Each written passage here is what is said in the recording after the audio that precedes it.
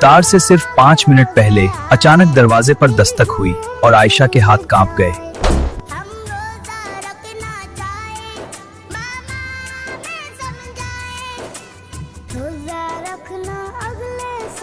या अल्लाह, मेरे घर में हमेशा मोहब्बत रखना और हमें रिज़्क़े हलाल अता करना।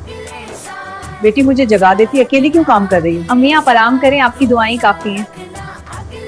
बच्चों उठो, हाँ सब खुश हैं। आजान हो रही है, नियत करते हैं। तुम्हें क्या हुआ मुझे? चलो बेटा अब्बा को अलविदा कहो। जाओ बेटा खेलो। आओ मेरे बच्चों। मेरी मामा तो मुझे कभी भी रोजा नहीं रखने देती।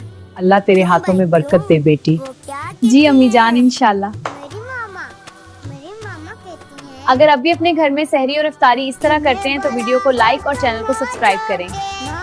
बच्चों मैं आ गया। हमारे बेटे आयशा घर में बहुत अच्छी खुशबू आ रही है, चलो अंदर चलते हैं। माशाल्लाह तुम्हारी बिरयानी का जवाब नहीं। रमजान में असल खुशी बड़े घरों में नहीं बल्कि मोहब्बत भरे दिलों में होती है। जी दोस्तों मेरे चैनल को सब्सक्राइब कर देना अगर मेरी वीडियो अच्छी लगी आपको।